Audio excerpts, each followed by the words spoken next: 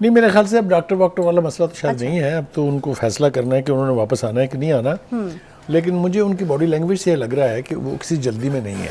अच्छा। उन्हें कोई बेचैनी नहीं है जल्दी वापस आने की, बल्कि मैं समझता हूँ कि जितने भी लोग अब जाके मिले हैं उनको, उन सबको उन्होंने ऑलमोस्ट शटअप कॉल दी है, इसलिए कि वो खुश नहीं है जो पार्टी ने पीछे परफॉर्म किया है यहाँ। अच्छा। और ख़ास तौर से जो 20 जुलाई को इलेक्शन हुए थे पिछले साल, अगर आपको याद हो, बाई इलेक्शंस, उसमें जो परफॉर्मेंस थी मुस्लिम लीग नून की, उसके ऊपर वो बहुत नाला थे उस वक्त भी। और अब भी जो ये पीडीएम की हुकूमत थी, इसकी परफॉर्मेंस से भी वो कोई बहुत ज़्यादा खुश नहीं है। बुखारी साहब खुश भी नहीं है, आना भी नहीं चाहते कि मैं क्या आ रहा हूँ, उसी तरफ कोशिश कर रहा हूँ मैं आपको समझाने की और अपने नाज़रीन को भी समझाने की। देखिए, पहली बात तो यह है कि नवाज शरीफ साहब जाने चाहते हैं अपनी स्टेड फास्टनेस के तौर पे कि उनकी एस्टेब्लिशमेंट से कभी बनी नहीं है। उन्होंने 3 मरतबा अपनी हुकूमत जो है वो खो दी, सिर्फ इसलिए कि वो उनके सामने उस तरह से बिछने के लिए तैयार नहीं थे, कह लीजिए, या उनका टूल बनने के लिए तैयार नहीं थे।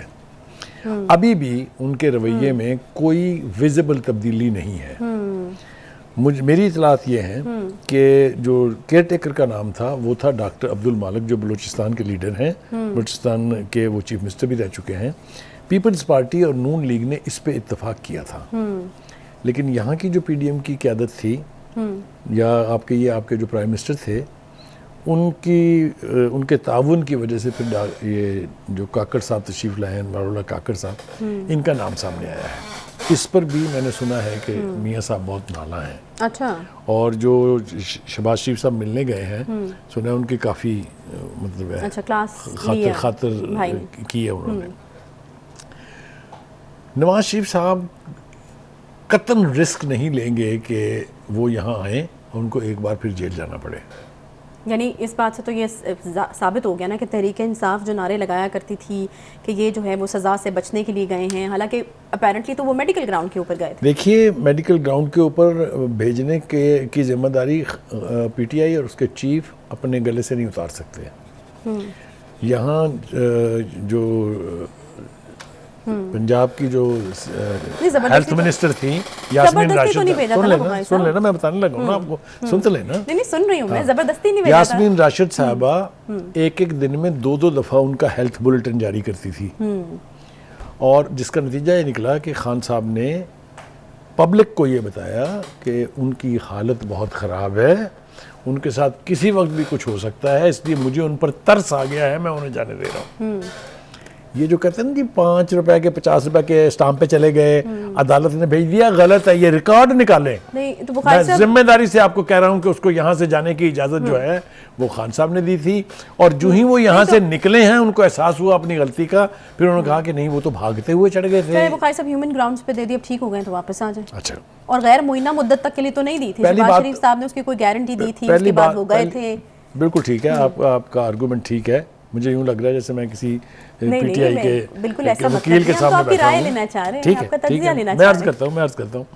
देखिए, वो यकीनी तौर पर गए थे हेल्थ ग्राउंड्स पर, मगर वापसी तो उनकी अपनी डिस्क्रिप्शन है। जब वो कहेंगे, मतलब अपनी मर्जी से ही वो वापस आएंगे। हाँ, डॉक्टरों के सर्टिफिकेट वो जमा करा रहे हैं कि जनाब मेरा इलाज हो रहा है। अच्छा ठीक है, लेकिन आएंगे वो अपनी मर्जी से वापस, और फिर ये चीज भी साबित होगी कि वज़ीर-ए-आज़म बनने के लिए आते हैं बस, और वज़ीर-ए-आज़म बनने के लिए आएंगे। देखिए, वो वज़ीर-ए-आज़म स्टफ है। अच्छा। उनकी पार्टी के जो इस वक्त के वज़ीर-ए-आज़म खुद कह रहे हैं कि अगर इलेक्शन वो जीतते हैं, वो जब वज़ीर-ए-आज़म नहीं रहते तो फिर वो इस मुल्क में रहने के लिए मिसफिट हो जाते हैं, क्योंकि यहाँ पर आप उनको चैन से रहने नहीं देते हैं, आप उनके साथ जो सलूक करते हैं ना, फिर तो इस तरह का मसला और भी लोगों के साथ हो सकता है ना। देखिए, मैं आपको जो बात समझाने की कोशिश कर रहा था वो ये था कि वो इस पोजीशन में नहीं है कि रिस्क लें, वो रिस्क नहीं लेंगे। यहाँ पर 2 बंदों ने, राना सनाउल्लाह ने कहा और एक साहब और हैं पार्टी के, हाँ, ख्वाजा आसिफ ने कहा कि 0 रिस्क जब तक नहीं होगा नवाज शरीफ साहब वापस नहीं है। यानी वो अपनी कैलकुलेशंस कर रहे हैं और उसके मुताबिक ही। कैलकुलेशन इज सिंपल, उनकी नाहली खत्म हो चुकी है, लिहाजा he is capable of coming back and leading the parties election campaign. कोई नहीं रोक सकता उसको। सही। दूसरी उनकी सज़ा है इवन फील्ड्स के फ्लैट्स के ऊपर, जो 10 साल की सज़ा है उनकी, जिसमें से 1 साल उन्होंने काट ली है। उस केस की फेट यह है कि उसके जो 7 दीगर मुलजमान थे, जो शरीक मुलजम कह सकते हैं आप उनको, वो सब बरी हो गए हैं, क्योंकि उन पर जुर्म साबित नहीं हुआ। इस्तगासा नाकाम हो गया जुर्म साबित करने में। लिहाजा ये जब भी आके अपने आप को अदालत के सामने सरेंडर करेंगे ये भी बरी हो जाएंगे। भाई साहब, आपको लगता है कि जो लीडर या पॉलिटिशियन बिल्कुल इतना सा भी रिस्क ना लेना चाहता हो, वो फिर उसी तरह से ज़िंदा रहता है लोगों के दिलों में? ये तो हो सकता है कि शायद लोगों के पास ऑप्शन ना हो। एक बंदा है ना, वो वोट देना ही चाहता है, उसको कोई समझ नहीं आ रहा, वो कहेगा चलें जी नून लीग ने थोड़ा बहुत काम किया था, दे देते हैं। लेकिन दिल में उस तरह से वो लीडर जिंदा रहता है जो बिल्कुल इतना सा भी रिस्क ना लेना चाहिए। आपकी बातों से तो मुझे यही लग रहा है कि वो बिल्कुल भी रिस्क नहीं। हाँ, ये आपको मेरे बारे में सही अंदाज़ा लगाया आपने। लेकिन देखिए, गुजारिश ये है कि हमें ये बताया गया था ना कि फ़लाँ शख्स जो है वो रेड लाइन है हमारी, अगर उसको हाथ लगाया आपने तो यहाँ खून की नदियाँ बह जाएंगी। किसने ये नहीं कहा था, नाम लूँ या याद है सब कुछ? लेकिन ये उससे कैसे जुड़ता है, मैं वो समझना मैं आ रहा हूँ, जोड़ूंगा अभी।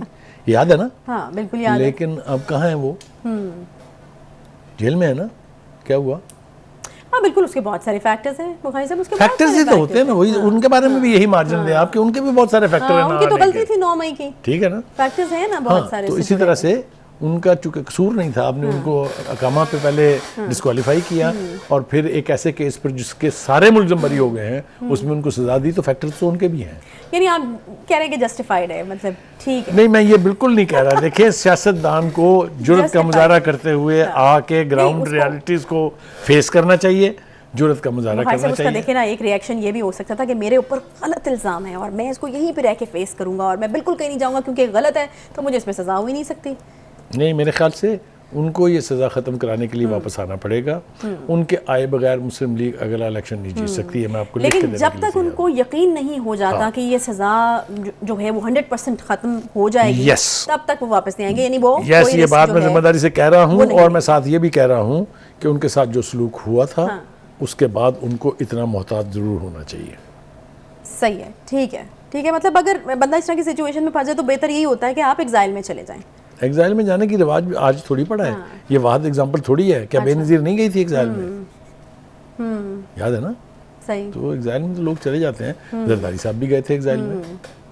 तो इसलिए ये मगर ये हैविंग सेड ऑल दैट, मेरे ख्याल से मतलब ये रिवायत हमारे पास आना चाहिए, उनको आना चाहिए, पार्टी के इलेक्शन कैंपेन की क्या करनी चाहिए। आप ये कह रहे हैं कि हमारे यहाँ ये रिवायत ज़्यादा है कि लोग एग्जाइल में चले जाते हैं, जो यहाँ पर रहकर क्या जो डट जाते हैं या फिर गिरफ्तार हो जाते हैं, उनकी मिसालें जो हैं वो कम हैं।